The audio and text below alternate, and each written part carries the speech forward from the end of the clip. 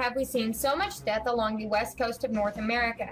Massive numbers of sea stars, bluefin tuna, sardines, anchovies, herring, oysters, salmon, marine mammals, and marine birds are dying, and experts are puzzled. We are being told that we could even see local extinctions of some of these sea creatures. So, are all these deaths related? If so, what in the world could be causing this to happen? What has changed so dramatically that it would cause massive numbers of sea creatures to die along the west coast? Next, I will give you 15 examples of this phenomenon. Most scientists do not believe that these incidents are related, but when you put them together, it paints quite a disturbing picture. Number 1. A mystery plague is turning sea stars all along the west coast of the United States and Canada into piles of goo. Sea stars, commonly referred to as starfish, have been dying off in alarming numbers along the west coast, from Baja, Mexico to Alaska. According to reports from the Seattle Aquarium, some parts of Puget Sound and the San Juan Islands have seen population declines up to 80%. On the Oregon coast, according to Coast Watch volunteer coordinator Fawn Custer, quote, "Last December we had less than 1% of sea star wasting. By May 1st, more than 5% of sea stars were affected. Now, I would say, in some areas it's up to 90%, unquote. A marine epidemiologist at Cornell University says that it's the largest mortality event for the marine diseases we've seen. Number 2.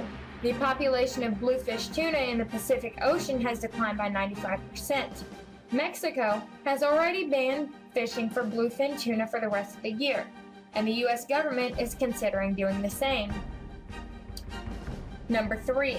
Sardine, anchovies, and herring populations have dropped dramatically along the west coast in recent years. Pacific sardine populations have shown an alarming decline in recent years, and some evidence suggests anchovies and herring populations may be dropping as well. Number 4.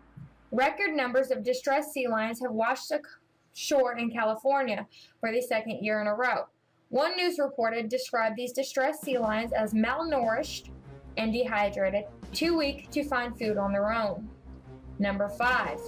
Marine birds are disappearing in the Pacific Northwest. From white-winged scooters to surf scooters to long-tailed ducks, murres, loons, and seagulls, the number of everyday marine birds have plummeted dramatically in recent decades.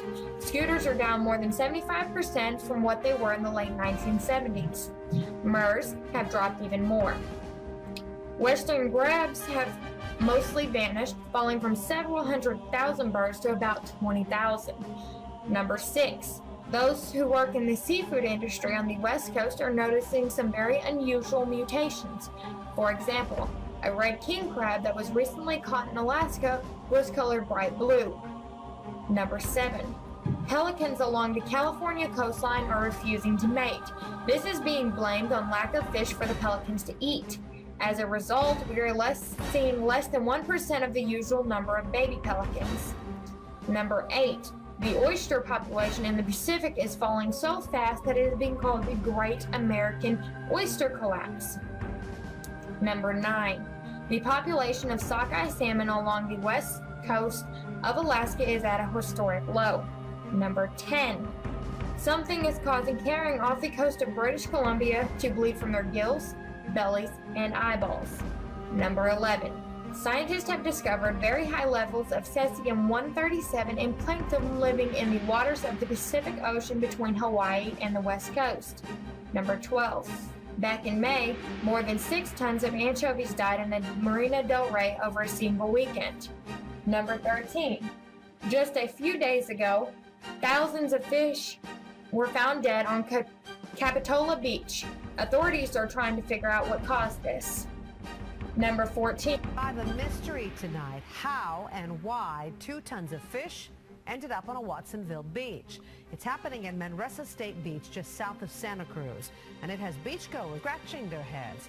We sent NBC Barrier Scott Budman to the beach to investigate. Scott, get any answers? You know, we got some answers, but I'll tell you, Jessica, this is still a mystery and is likely to be a mystery for a couple of days. I want to show you some of what washed up with the tide. Thousands and thousands of white croakers washing up here this morning on Manresa Beach in Watsonville. Now, the fish have been here all day. They're not all that close to where people tend to sit and play on the beach, but men who took a few minutes to walk their dogs or go exploring found themselves walking among a stream of dead fish, and so far, there's no explanation why. Number 15. According to a study conducted by the researchers at Oregon State University, radiation levels in tuna caught off the coast of Oregon approximately tripled in the aftermath of the Fukushima nuclear disaster. Could it be possible that at least some of these deaths are related to what's been happening at Fukushima? We do not know that fish caught off the shore of Fukushima have been tested to have radioactive cesium levels that is up to 124 times above the level that is considered to be safe. And we also know that a study conducted at the University of South Wales concluded that the main radioactive plume of water from Fukushima would reach our shores at some point during 2014. It's so unreasonable to think that the greatest nuclear disaster in human history could have something to do with the deaths of all these sea creatures. Just consider that one very experienced Australian boat captain discovered when he crossed the Pacific last year. According to him, it felt as though the ocean itself was dead, he said. The next leg of the long voyage was from Osaka to San Francisco, and for most of the trip, the desolation was tinged with nauseous horror and a degree of fear.